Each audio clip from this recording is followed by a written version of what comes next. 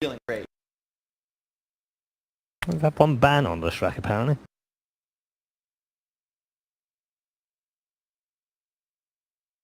Yeah, the hero just needs too much. Your bloodstone here is so expensive. Effectively 10 seconds remaining. but rock. 5 seconds remaining. Thing is he's holding there, those are hand warmers.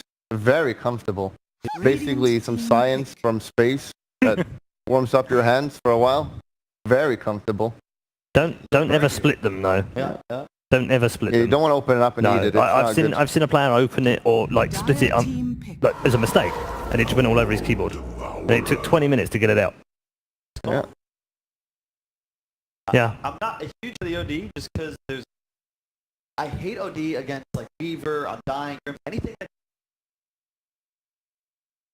OD's damage output is orb stacks, auto attack, and forcing him now to waste 10 seconds silent remaining. bird. The problem for Ninjas in Pyjamas though is presumably they deal with one of those two, and they've still got the other one left. Remaining. True, but you also increase the value of how well because both of these. Choose your And hero. there's your reward. Wow.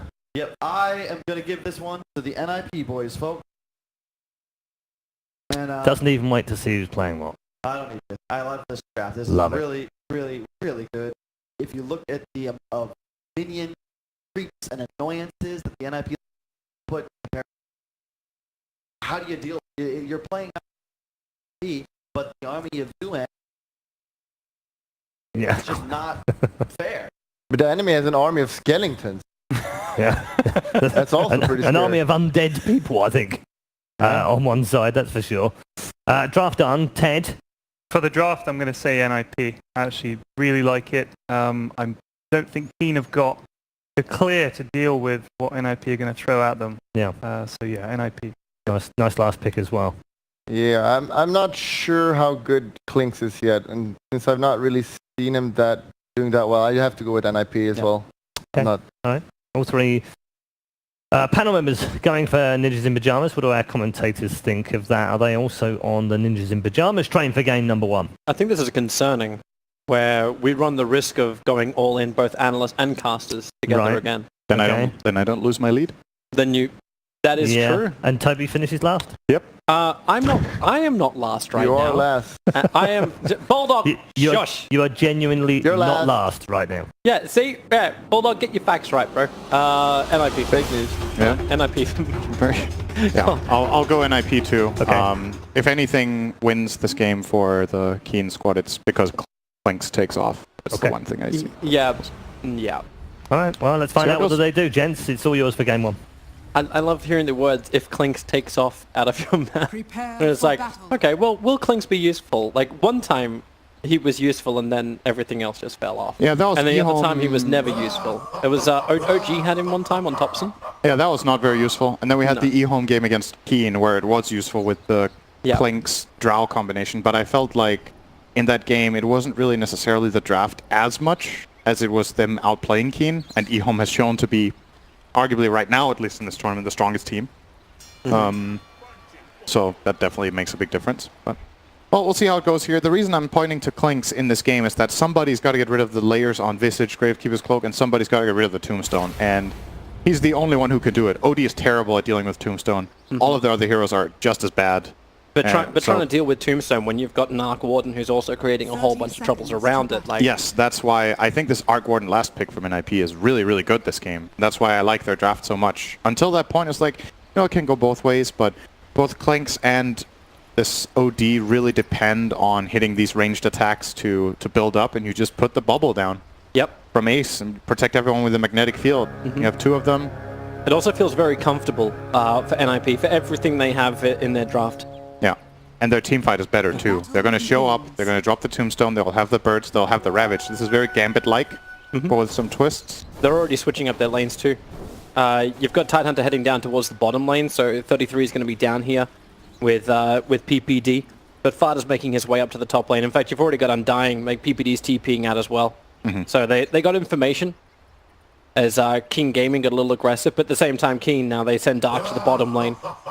And it looks like it will actually be. So it's Clinks on Tidehunter. We'll just say supports are roaming from now because even Suxka is inside of the Radiant jungle. Then OD versus the Arc Warden in mid, and then up on top it's 11. Old 11 playing the off lane. He'll be there with Kaka, so it's dual lane up on top lane as Father will finally make his way there. But my god, that's so much damage already into the OD. Yeah, Ace got 2 Spark Wraiths to connect, so very good harass. This mid lane, I haven't seen this lane played very much, this exact matchup, so I don't really know how this one is supposed to go. But I would imagine Arc Warden does okay. He has about the same damage as OD, and OD is not really a strong hero in the first few levels anyway, so he should be doing just fine here. It does seem a little crazy just how easily Arc Warden is able to zone it out, like put a Spark Wraith up on the hill, and then what's he going to do? Bottom lane, a little bit of trouble for 33. Shard blocked in, and Old Chicken with the Searing Arrows has more than enough damage to find the kill. Dark would like to go for more. Once again, we see the skipping of the Snowball. Going for the tag team and the Ice Shards. Yep. And there's nothing Grimstroke can do about that, especially in the early levels. This is definitely the way to skill in this lane. You absolutely get the shards and the tag team. And that's actually, this is kind of a problem for NiP, this bottom lane. When you look at it, they don't have very good solutions for this Tusk in this lane. When he gets Snowball, they can even dodge the Ink Swell coming out from Saxa. So, a bit of an issue. And the reason this kill came to be was that Tusk was super high level. He was soaking experience while heroes were moving around and got a very fast level 2. Level 2 on this hero is very, very strong. Oh. Well, Hoof Stomp up on top lane. They're trying to get, like PPD's just spamming out everything he's got. He's got a fair amount of tangos, but he's trying to drop the health of that Centaur, so Farder actually has something to fight with. He's holding his second ability on bottom lane too. Saxa. Once again, just the control of Dark and the damage of Clinks is able to do more and more work. If Tide and Grimstroke split from each other in this lane, one of them will either die or take serious damage every time, because the other two will just go on them straight up. On top lane, pick up on Farder, pulling back into the Hoof Stomp, and the double edge. Farder, the soul rip from PPD, trying to keep Farder alive. Meanwhile, Clinks actually does die in the bottom lane. PPD getting back behind the tower. He can keep the decay going, but he's got a full creep wave. This is so big to go under, but the TPs, they're already on their way in. So Farder trying to keep Kaka away from PPD. You got another decay available, but the creep, that one melee creep, followed him into the tree lines. He's still, actually, he's got a munch on a tango to go up and around and back into the fog of war, even if that creep is very persistent. PPD will be able to survive. It's so much time for PPD though. He's going to have to walk over and suicide or go all the way back to base, and in either case this takes a long time, so that's going to be total free farm for Centaur. Visage doesn't do anything to this hero. The levels in retaliate already for old 11. He'll gladly get some harass from Fata. Fata choosing not to hit him because he doesn't want to give him these stacks up. Right, he is. So PPD does deny himself. 33 could... Yeah. It's got to be a bit careful here. This seems a little too easy on top lane where Fata can just be dragged back in by Kaka. Pick him up with telekinesis, put him into a Hoof Stomp, and then down you go. Like, I was really expecting NiP to be a lot more stronger in their lanes. Like, you're running and undying. Like, this guy's meant to dissuade any level of aggression that can come at you. Yeah, but then you have a Visage, and Visage is super weak in this lane. And you also have Undying without Tombstone, without levels. Yeah, Rubik Centaur is no joke. This lane is really strong. Retaliate is an amazing skill, and I think what NiP need to be careful with in this lane, it's kind of maybe a bit too late now, but they need to not hit the Centaur. I think hitting Centaur gets them killed in the end. Them getting him those stacks on Retaliate has been the problem here. Now we see kind of a forced lane swap out of NiP. They're like, Visage can't lane top anymore. Bottom lane, they're snowballing over towards Asuka. Farder is nearby, as you said, with that lane swap, and this may turn this thing around. Old Chicken actually took so much damage from that stroke of fate. He did not want to stay involved in the fight, but you'll also see at the same time 33 will now have to test himself against the Rubik Centaur combination. Yeah, he's better off up here than Visage is, that's for sure. But it's not great either. But do you keep it this way? Do you just... Yeah, okay, yeah. Do you just TP old 11 to the bottom lane and Old Chicken towards the top? Either way, there's an old something in some lane. Yeah, now old 11 is alone though. He definitely wants this Visage matchup, but he would ideally love to have the Rubik help him out. But Kaka is on rune duty right now. Got himself a rune, he's probably going to TP down there. Maybe outside the vision of PPD to make it a little less obvious. Yep. Or maybe he sticks around for now. Oh, there's a big Satyr to steal here with level 2 Fate Bolt. I don't think there's any way 33 gets this. Right. Ba-boom. Easy snipe. Dark's wasted a little bit of time in mid. He didn't know he was underneath the decaying Dire Observer ward, so they scouted out his movement. And Ace just played a little bit more defensively for a bit, but like 32-12 CSing. OD in mid looks real nice. Another TP change up. It's going to be Grimstroke coming towards the top lane. Fighter wants to initiate over towards the Rubik. 33 is there with the Gush, but then again throw him back. But still, it doesn't matter anyway. Fighter was able to find the kill onto the Rubik. Switcher again. Let's see when the TPs are ready for Keen. So Old Chicken, 15 seconds on his. They could choose to keep the lanes. Rubik. Tusk is great at killing the Visage as well, if they would bring him up here. They're sticking around. Kaka has returned to the lane, the Radiant scan out, but they have Dust available. So Old Chicken very heavily revealed with the Soul Assumption. Meanwhile, middle lane is having its own battle for Ace. He tries to be Boy in the bubble, defensive, and they may have enough damage onto the tier 1 tower. Ace gets a little bit more life. Old Chicken dies in the meantime, but Ace does die underneath the tier 1 tower. 33 backing off from the tier 1 tower, but once again, they go in. You've got a couple of stick charges. Is that enough to get Soul Assumption? Doesn't matter anyway. 33, he just sits underneath the tower. Accept your fate. Kaka will be rewarded with the gold, but no experience.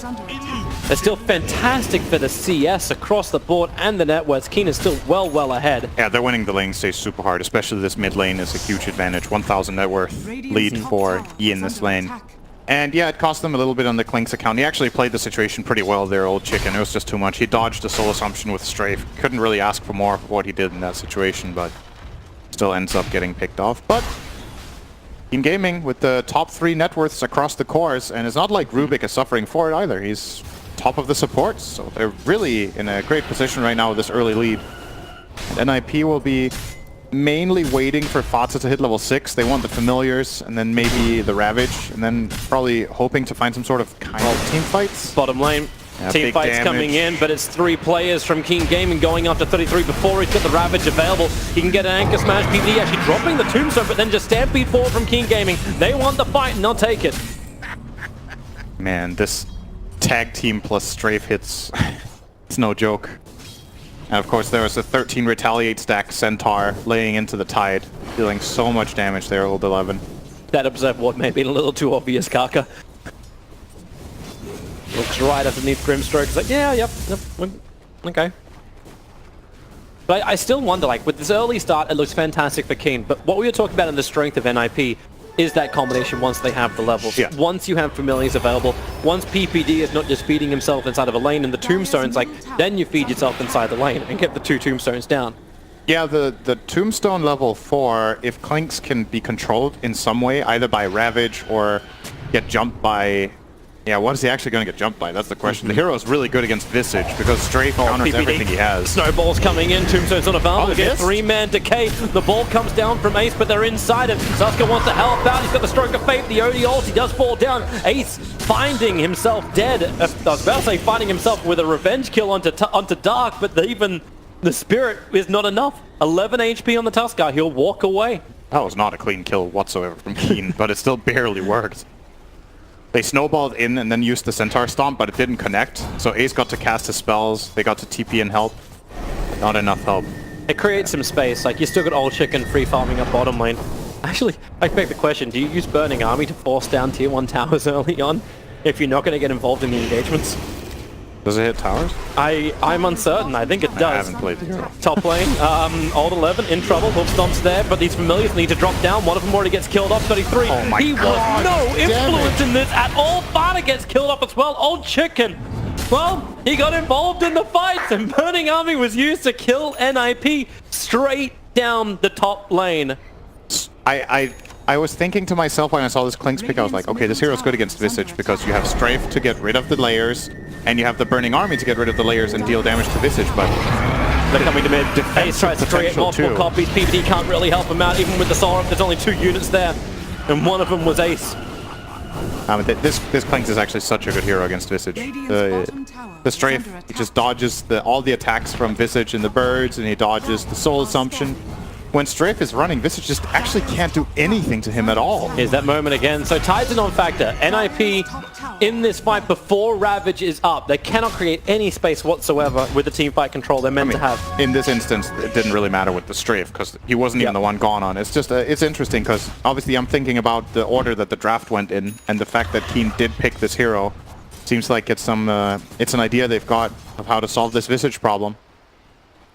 And it's working out very well. They have a huge advantage. So this is 5,000 gold minute 10. This is no joke. Yep. It's one of the biggest leads we've had all tournament. And well, we liked NiP's group up and fight, but as with every lineup, we can't have this bad of a laning stage. Ace is in trouble.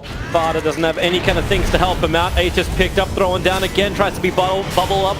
But it will not be enough. At least he can get a little bit of revenge damage into Dark, and they're actually focusing, trying to focus on this OD, but Snowball is there for the save, even dodging the soul assumption of Farda. Tucker comes in, and now maybe Keen, have you bitten off more than you can chew? The Tombstone is now actually being an influence. It's at level 3, up on the hill. Keen Gaming cannot reach it, so Centaur will die as well to the rest of NiP. Farda will take the kill. You're getting a small trade-off with Old Chicken harassing the tier 2 tower. I say harassing, pretty much killing the tier 2 tower on top. That was an ugly dive though. That is so forced. Diving into those trees on the right side of the area between the two middle towers. Keen can't be too happy about that. They have a buffer, you know, it's not like they threw away their entire lead, but there's absolutely no reason to go crazy like that when you're in this good of a position. And they have to feel like they're doing very well and like they're strong. Well, let's have a look at it again. So a very hard dive in. 4 heroes going on Ace, and while they do find this kill, they're still dealing with his coin back into the world of living. And wow, I feel like we're repeating this again. Ace with a Tempest double, he's still gonna fall down. 33 has joined him, never got the Ravage off, and Old 11 starting its own retreat, but the familiar control is there. The stuns are out, and Old 11 into the Spark Wraith. Farda with a double kill. This is now a second time we've seen Visage get back-to-back kills. It's 6-3-3 on the KDA of Farda. Oh, still a win for Keen though. Overall. They trade core support for core support, but they got the mid tower. Or actually for 2 cores. They got 2 core kills and a tower, and all they cost them was the Rubik and the Centaur. And in the meantime, Klinks was also farming. These net worths look pretty scary. Still curious to see what direction Old Chicken goes in. It looks like he's going Medallion into the Dragonlance for some really good attack range. Oh, they boy. see Peter plant the ward. They see the movement. There's a deep ward from Keen that's seeing Farda's farm pattern. And this allows Old Chicken just to walk over. He knows Farda is alone. There's no support nearby, or maybe there is. 33 starts to reveal himself. Dark's Invis room will now time out. And they know what went down. Does tag team work with the Burning Army? I think we have a lot of things to try and break out with the Klinks. If that works with Burning Army, that's sick. Temporarily applies a negative debuff aura around you, causing enemies that are attacked under it to take bonus physical damage. According to the tooltip, it makes sense it should. It used to work with Spiderlings, and then that got patched out. That was absurd. Like, Brood and Tusk would insta-kill heroes when this patch just came out. But it might only have been removed for Spiderlings and other... I'm actually not sure. NiP is getting aggressive. Karka is walking right up the river and into death. They put the silence on him, and this will be one very dead Rubik. 33 takes the kill. They don't burn the Ravage, but they're losing their tier 2 tower. Another time Fortification has to be burned to try and slow down Old Chicken. But this time, he takes the tower. And NiP got to go for something now. I like that they're going down mid. They're pretty far behind, but they have to play to their lineup strength and do what they can do best here. Force a team fight. Absolutely. Force the Ravage to be useful, and Team just aren't going to give it to them. Old 11 does take the bottom tier 1 tower. A double damage rune in top river. I think 33 just got to take this so no one else does, and they found Tusker. Old Chicken turns on the burning army. Farda, he just doesn't survive through this. The Tombstone was dropped from PPD, but it was all an afterthought. Bottom lane, underneath the tier 2 tower. Tusker trying to keep him back. Ace hits he actually... Oh, Centaur could even TP out of it. No stuns available. Tide took too long to TP in. Even then he had to burn the Ravage for the Centaur. Keen zoning, man. They really are. This is the opposite way that everyone thought this was going to go down. I was thinking about taking the risk, but I really liked NiP's draft. It's just that their lanes went very, very poorly. They got destroyed, just flat out. I don't know if it's lineup expected for them to get destroyed this hard. I personally don't feel like it. I think they just largely got outplayed. It's the way the lanes kept switching around too. It's like NiP could never have the advantage. And not only that, but the Arc Warden also got beaten hard by OD. And like I said, I don't know how this matchup is supposed to go, but Ace is currently sitting on 47 CS and Yi has 120 on the OD. He's at least finally finished his hand of Midas, so there's some level of recovery, but he's third lowest net worth on the field. Midas. There's a 23% chance, according to him. For such a high advantage for Keen, I'm surprised the advantage like Dota Plus is giving NiP such odds. Yeah, Dota Plus loves some Arc Warden or Spectre for its win rates for sure. Still remember at TI, it'd be like 15k gold behind. Spectre's gonna win this. It'll be mostly right. It's fine. All he's got to do is just stall out the game, right? Which they can. Remember, there is still the split push that can come in from Visage Familiars. They just need to start claiming any kind of buildings. These tier 1 towers are up. They can't play the tree lines on the Radiant side if there's tier 1 towers everywhere that just keeps pushing the waves back. But Dark continues to hunt. Observers and sentries are down. He plants an observer of his own. Auto will get a tower. So a little bit of progress for NiP here. Bottom tower will fall. The catapult will take the tower. Oh, catapult wants it. Oh, it got stopped. But the dire catapult will take it anyway. No bonus gold fought it. Good observer sentry. They see Old Chicken moving. NiP feels like they can fight, but they also don't know that Keen can see everything behind him. Yeah, they're pinging. Are they pinging? They put the sentry ward too deep. Too shallow. That observer ward doesn't actually block the camp, so they won't be able to work out 100% where it is. It's a good ward. But NiP are just looking to fight. They've got sentries hiding inside tree lines next to their own observers. They're looking for Old Chicken. They're looking for the jump onto the Clinks to pop him before the fight can begin. It's tough for them because they kind of have to group up all the time, but at the same time they're getting their waves pushed in and they don't feel strong enough to go flat out just push as a ball because of how far behind they feel in this game. So if you keep grouping up as 4 or 5 like this and just moving around the ball and farming a bit, you get out farm. Like, Keen will just push all the waves and farm some jungle here and there. Oh, they sentry and they find the observer in sentry. That's the one that was protecting NiP from Old Chicken. There is, of course, another observer ward up on the hill. If Dark wants to commit his sentry, they'll find that one as well.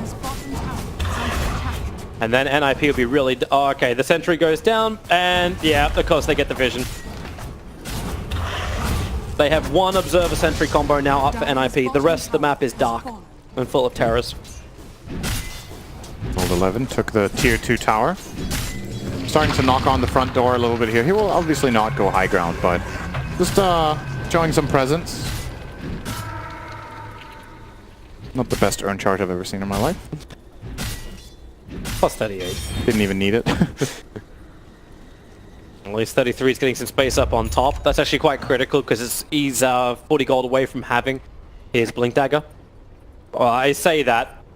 He may be a little bit further away from having his Blink Dagger. Did they see that? That is movement coming in from Dark, and they're going to find at least the Clinks, silencing him up, but the Burning Army still got down in time. And it answers the question, the Burning Army will not attack Tombstone. What got stolen off? Old 11 underneath the tier 2 tower continues to run, tries to go east. They need another stun available, but they do not have one up. So instead, Taka, pick him up, throw him down. Now the Ravage will be committed. Rubik, you are going nowhere. Instant sorry out from 33. That was not a good Ravage. They didn't even need it. I think the birds had their drops ready and they were coming in. Did they get Roshan? And even if he had... No, Ravage now, because you can't do Roshan. Even if they got that kill, it's not worth the Ravage, because NiP needs something bigger. That was good, though. They got something out of that. They took advantage of Old Chicken being out of position, forced the fight to happen, and went from there. Yeah. And Keen just kind of ditched him. Lost their Rubik, too, but... they need more than that. They try and get more. There's an observer ward down and the OD's pushing. They realize that no one's behind, but this is near a tier 1 tower. So if they want to try and force this, it doesn't work. Already out from OD, the Familiars would never have made it in time. Time for Ace, though. Taking a long time for 33. Like, he could buy his Blink Dagger at any moment. I don't know if you're trying to save for something. He's got 2.2k surplus, so he's not worried about buying the Blink Dagger and being short of buyback. And he actually changes. He goes for an Aghanim Scepter on Tidehunter. That's why he's holding his money. Yeah. The AoE Gush has really good synergy with both Visage and Arc Warden auto Except he's going to get attacked. Yeah, 4 heroes together. Begin the attack. Drop him down. He buys all 3 1k items before death. And then Rubik stole his anchor. Yay. He needs those items. Not as terrible as it was before, at least for him. And bounty runes. Gotta get as many of them as possible. Ace is also still trying to find as much space to farm up as possible so we can finally have that Maelstrom become a split push factor. It's the Maelstrom and well, he's got treads instead, so no BT split push. Yep. And he got to just keep buying time. Like, that's the only play NiP really has. If Ravage is on cooldown, they flat out just can't fight. So they have to just keep trying to push waves, buy some time. They are not really going to be out-farming their opponents with this Arc Warden, even though he generally farms a lot because of the double Midas, but they just don't have enough map to play on. So they will stay at this deficit in general until they can fight with their next Ravage. Old 11 feels like he can fight. Observer and Sentry is down, and there's no counter vision there. So strong on this There's Centaur. 5 sentries on Fada, on PPD. He wants to go out there and plant them, but it's just too risky. He gave the book to Tide, so level 2 Ravage online now for 33. Don't really feel like that's the most important skill point. I would have liked PPD to take it himself. I think he needs level 15 this game. That's a really key... The double tombstone. Yeah, it's a really key level up for NiP. It's more important than levels in Ravage, in my opinion. But especially when you find out the Burning Army doesn't attack it. Like that, that actually means that Klinks has to deal with it. The goal here might be to bring Tide toward level 4 Gush as soon as possible, because he's picking up his Ags now, but he has level 1 Gush. That might be the reasoning. And then this way they propel him much quicker to make this Aghanims useful. Because right now it's okay, but it's not awesome, you know? I'm gonna pick it up now.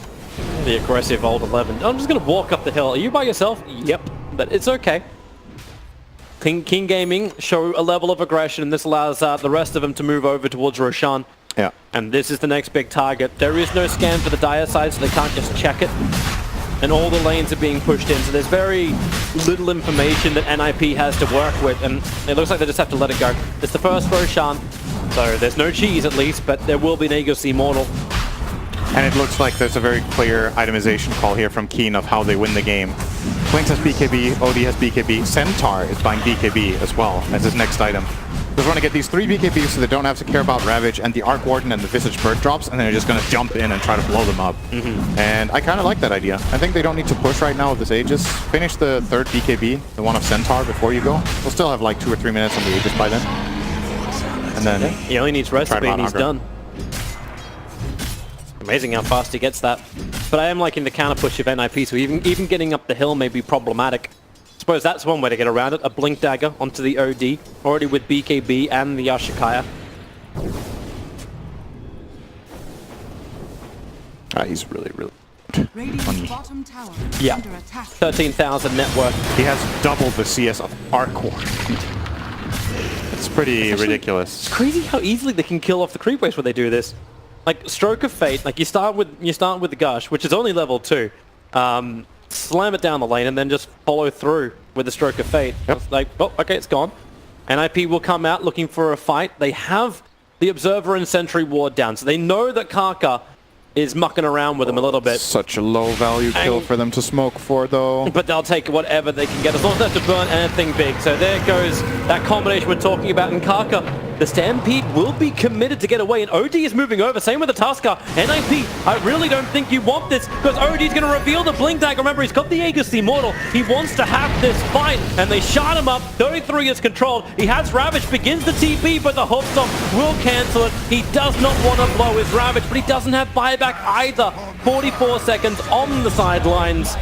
Without another way up, the Tempest Clone will die. The only advantage for NiP is the fact they're able to force him this bottom lane a little bit more, but that's it. Yeah, that's one of the weaknesses of NiP's lineup. If you're behind with this lineup and you don't get to find a team fight, your catch is odd chicken. Abysmal. Hey, oh, here you go again. OD, 24 stolen intelligence. You know he wants to fight.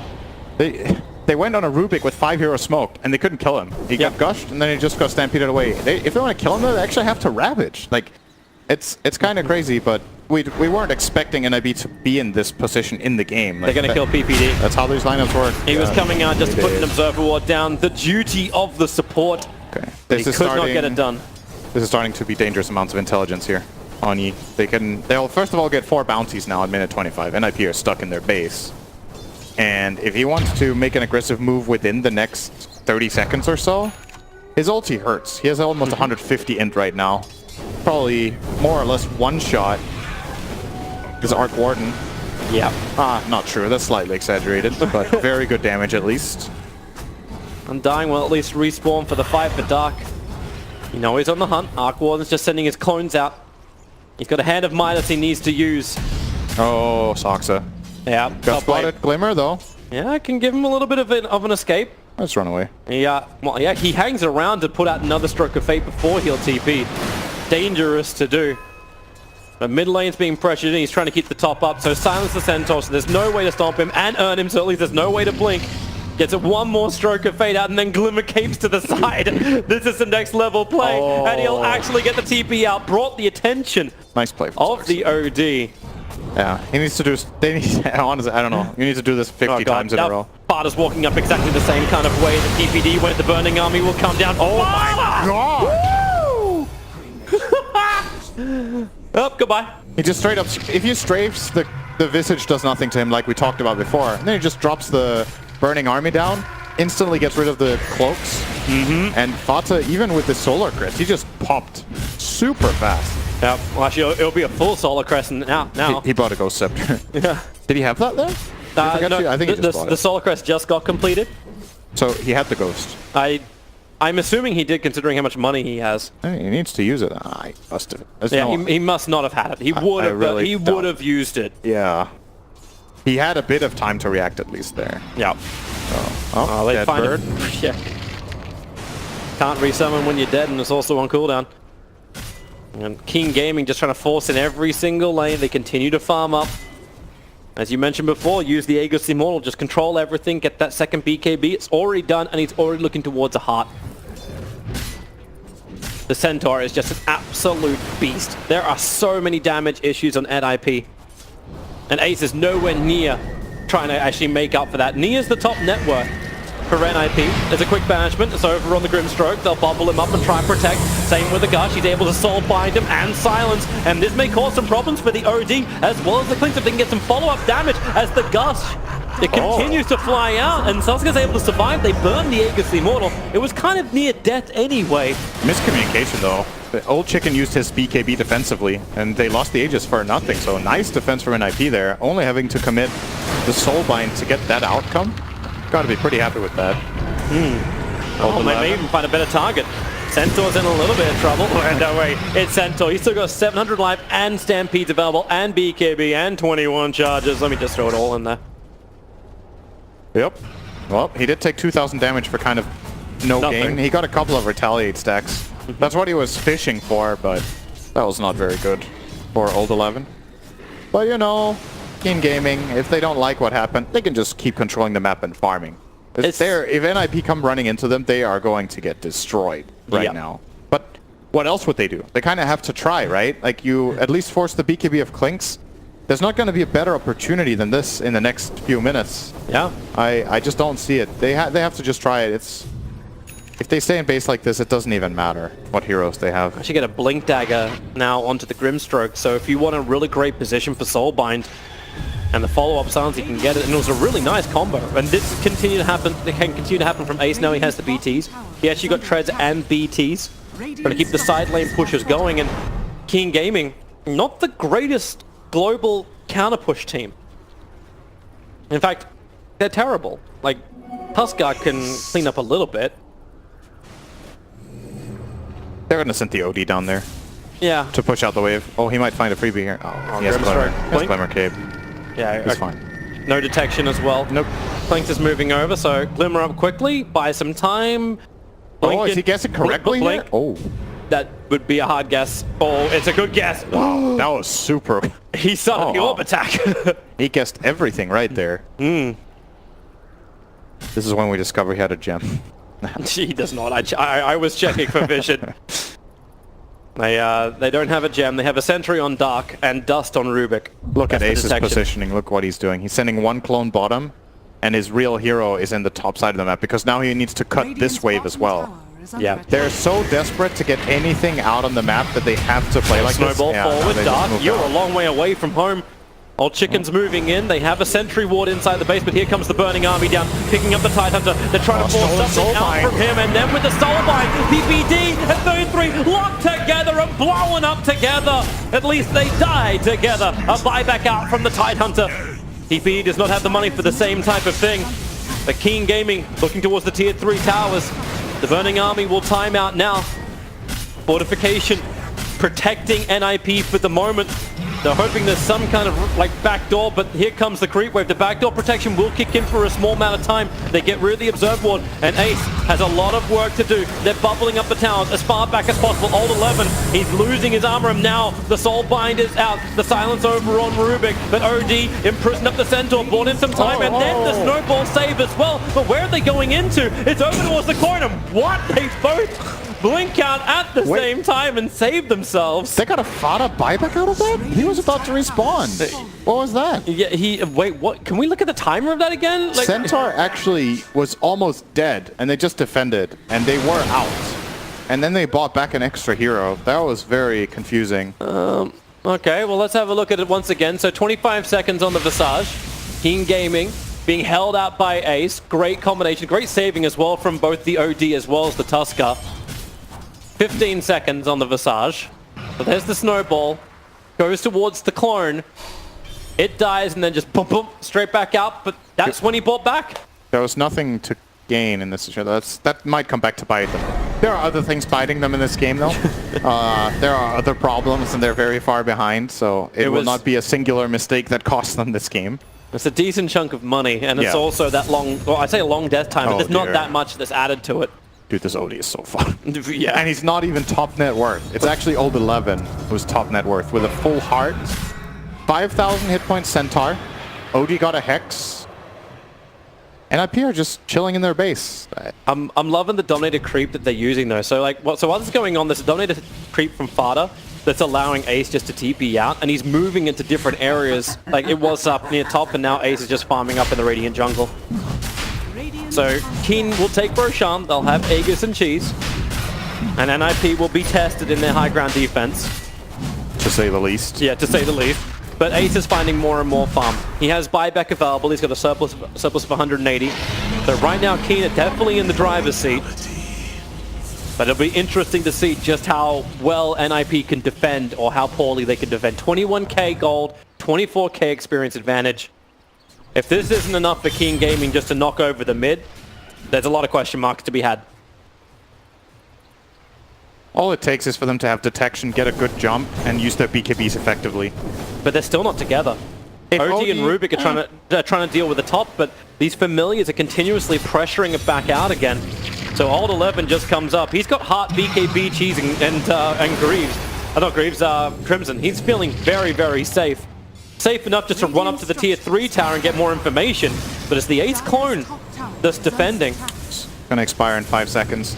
The goal here for Keen is to get vision so that they can blink Hex with OD and use BKB. If they get it onto the right hero to begin with, they're in a great position for this fight. It's the last... Oh, he has a second magnetic field. Oh, there she jumps forward. Oh, that's a little bit too deep. Misses the hook stomp. Reactions from the Grimstroke allow him to stay alive. They get rid of the silence, however, on Old 11. The bubble is protecting the racks for the moment. Same with the Gush. Causing problems for Keen Gaming. They keep losing their creep wave, but it won't matter when they got this level of damage. NiP are not giving them the opening. Centaur was hitting for 750. Really? Yeah, when he had the retaliate, he was hitting for 750. They keep trying to slow him down. This man is a beast. They don't want to go on him. Getting the kill on the Centaur requires such heavy commitment. They won't get anything back. The bottom lane is pressuring in quite nice. The top lane is also being pushed in by familiars. So it looks like Keen Gaming, at least from the side lane pressure, will be forced back. And a fun build for Old Chicken. We get an E-Blade pop-up for the Clinks. Yeah. I think he just wants to protect people from the Visage and Arc Warden. I don't think there's much... There's a bit of offensive use here where you throw it on an enemy and then you OD ulti. Guess that's pretty cool, but... not really the primary reason he's picking it up, I believe. Yeah, NiP, man, they're not progressing in this game. There's nothing really good happening. They're going to lose 4 bounty runes again. It's like the slow bleed. It really is. There hasn't been any good news lately in the Dire base. And, well, I don't think anybody's sending them letters right now. Kind of just... 2% possibility for NiP. You're just lonely, just sitting in your base. Nobody comes by. Well, at least they got one of the bounty runes. Like, it's like you're just chilling, you know. Everybody's out in the world making money, and you're just sitting at home. That's what's going on right now. Like, Keen Gaming are getting richer and richer. This is the find that PPD was talking about in the interview. And money makes the world go round, so Keen is soon going to be really, really big and rich, and then they're just going to come and show off. All 11's coming in. I've already got the Observer Ward down. Doesn't see too deep, however, but it'll be enough to see high ground. And it won't really matter. Centaur is your biggest Observer Ward. He is not phased at all. PPD is trying to steal some of his health. He's still at 4.8k. The damage output plus 497. Who needs Rapier? The Soulbind, pretty much useless at that point. And what was actually stolen? It's going to be... Okay, Stroke of Fate. It's Stroke of Fate, but that's still nice. It's a great spell for Rubik too. Blink Dagger on Tide.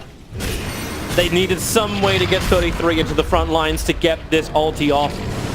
And this will be the way to do it, but it's still only Old 11 presenting himself as a target, so Tide needs to wrap around the side. They've got the silence and control over on Centaur. Remember, however, Cheese and DKB available from the Centaur. They need his heave and stun control. Taka jumps in, so does the OD. Killing off the Aegis. The Ravage is good, and OD will have the Aegis Immortal burn. 33, he burns and everything else, like the Burning Army. They'll hold the Visage in position thanks to Snowball forward and the follow-up silence. Vada can't live through this one. Tide's already down, and he will actually, well, will Vada live? No, the Searing Arrow and one more attack from Dark will do it, or the Urn attack, or the Blink forward from E.